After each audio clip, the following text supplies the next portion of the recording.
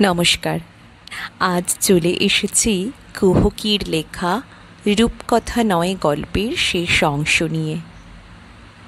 কি বলতে চাইছিল হাঁস? সে কি সত্যিই কোনো অসুবিধায় পড়েছিল? কি হলো জানতে আপনারা নিশ্চয়ই ভীষণ আগ্রহী হয়ে উঠেছেন। চলুন আর দেরি না করে চটপট শুনে নেওয়া যাক গল্পটির শেষ অংশ। সারা রাত আর কোনো কাজেই মন বসল না। দিনের বেলাতেও নন্দিনীর ভালো ঘুম হলো না। ছেঁড়া ছেঁড়া ঘুমের মধ্যে স্বপ্ন দেখল। হাঁস ঠিক করে শ্বাস নিতে পারছে না, আর হাত বাড়িয়ে তার কাছে সাহায্য চাইছে। সে নিজে পরীর মতন বসে আছে, কিন্তু তার একটা ডানা কাটা হয়ে পড়ে আছে, তাই সাহায্য করতেও পারছে না। ঘুম ভেঙে গেছিল। নন্দিনীর রুমটা সাউন্ড প্রুফ, তাই কর্মব্যস্ত দিনের শব্দ আওয়াজ ঘরে ঢোকে না।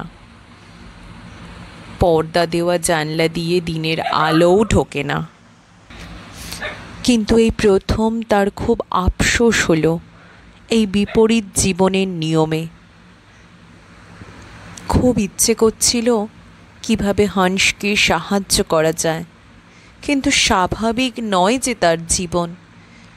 অধীর আগ্রহে অপেক্ষা করতে লাগলো সন্ধ্যার, যখন হাঁসের ড্রাইভার তাকে নিয়ে যাবে হাঁসের বাড়িতে।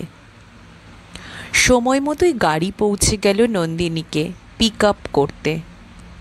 সল্ট লেকে বেশ বড় বাড়ি বসরাদের, তবে লোক বেশি নেই বললেই মনে হলো।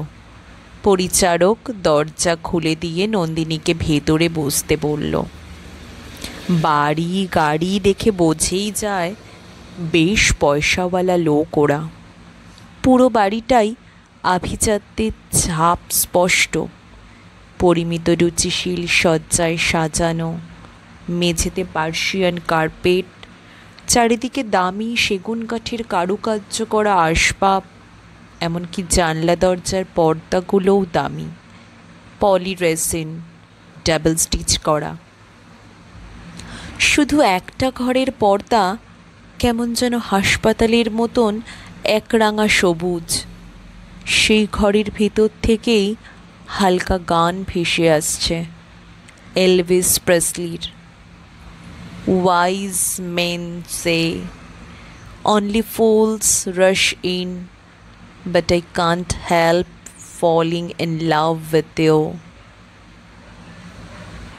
একটু পর পরিচারক এসে বলল, ম্যাডাম, ছোটবাবু আপনাকে ঘরে নিয়ে যেতে বলল।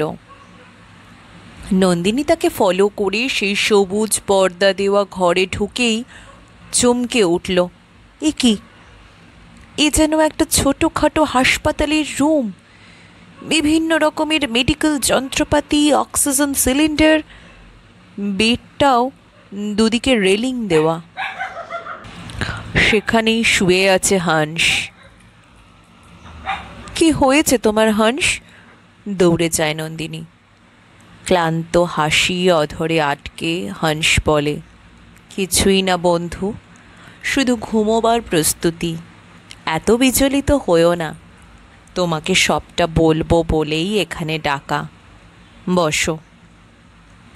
নন্দিনী কিংকর্তব্য বিমূঢ়ের মতন আজ্ঞাবহ হয়ে বসে পড়ে। হাঁস শুরু করে, তোমার মতন আমারও একটা বিচিত্র অসুখ আছে, একটা স্লিপ অ্যাপনিয়ার, একটা এক্সট্রিম কন্ডিশন। মেডিকেল ভাষায় সেন্ট্রাল হাইপোভেন্টিলেশন সিনড্রোম। সেই রূপকথার গল্পের থেকে ধার করা এর একটা সহজ নামও আছে, ওন্ডিনস কার্স। আমি স্বেচ্ছায় নিঃশ্বাস নিতে পারি শুধু দিনে, কিন্তু রাতে নয়। একবার ঘুমিয়ে পড়লে আমার স্বাভাবিক নিঃশ্বাস প্রক্রিয়া আর কাজ করবে না, তাই কৃত্রিমভাবে একটা মাস্ক পরিয়ে একটা ভেন্টিলেটর মেশিনের সাহায্যেই আমার শ্বাস প্রশ্বাসের ব্যবস্থা করা হয়েছে। ঘুমোবার সময় আমার ব্লাড প্রেশার, হার্ট রেট সব কিছু মনিটর থাকে। নার্স থাকে। যদি ঘুমের ঘোরেই, যদি চিরতরে ঘুমিয়ে পড়ি, সেজন্য। হাঁস ম্রিয়মান হাসে। কিছুক্ষণ সবাই চুপ। নন্দিনী ঘটনার আকস্মিকতায় স্বাভাবিকভাবেই বিহ্বল। হাঁস আবার শুরু করে, আমার জন্মানোর পরে ডাক্তারেরা বলেছিল বড়জোর 6 সপ্তাহ বাঁচবে, কিন্তু আমার মায়ের অক্লান্ত উদ্যোগে আর বাবার টাকা পয়সার জোরে আমি এখনও বেঁচে। মা অবশ্যই গত হয়েছেন 5 মাস হলো, তাই এখন আমি মূলত রাতের 10 ঘন্টা নার্সের করুণায় এখনো শ্বাস নিচ্ছি। হাঁস আবার একটু থামে, তার গলা ভারী হয়ে এসেছে। তারপর রুমে থাকা নার্সকে বলে নন্দিনীর জন্য একটু চা করে আনতে। নন্দিনী আপত্তি জানায়, কিন্তু হাঁস ইশারায় বোঝায় সে এই সুযোগে একা কিছু বলতে চায় নন্দিনীকে। আজকাল তারা নিজেদের ইশারাও খুব ভালোভাবে বুঝতে শিখে গেছে। নার্স বেরিয়ে গেলে হাঁস একটু বসার চেষ্টা করে। নন্দিনী এগিয়ে যায় সাহায্য করতে। নন্দিনীর হাতের মুঠোর মধ্যে ধরে নিয়ে ভারী গলায় হাঁস বলে, তুমি আমার রাতের বন্ধু হবে, আমরা একে অন্যের পরিপূরক হতে পারি। এই নার্সদের হেফাজতে থাকতে আমার ভরসা বা ভালো কোনোটাই লাগে না। কদিন আগেই একটা অ্যাক্সিডেন্ট হয়ে গেল। আমি আরও বাঁচতে চাই নন্দিনী। জীবন বড় সুন্দর, তোমার সঙ্গে দেখা হওয়ার পর আরও সুন্দর লাগছে। তাই তুমি রাতে আমার সাথে থেকো, আর দিনে আমি তোমার জন্য থাকব। তোমার দিনের কাজ আমি সব করে দেব। পারবে? পারবে এই হাঁসের অন্ডিনী হয়ে উঠতে? পারবো, আমি পারবো হাঁস। চোখের কোণা থেকে জল পড়িয়ে পড়ে হাঁসিনীর। নন্দিনীর হাঁসের কপালে হাত বুলিয়ে দেয়। আজ রাত থেকে আমি রয়ে যাচ্ছি। কয়েকটা রাত তো লাগবে নার্সদের কাছে সব কিছু শিখে নিতে। হঠাৎ করেই সব কিছু ঠিক হয়ে যায় যেন। একটু পরে পরম নিশ্চিন্তে হাঁস ঘুমিয়ে পড়ে। নন্দিনী এক পলকে চেয়ে থাকে হাঁসের দিকে।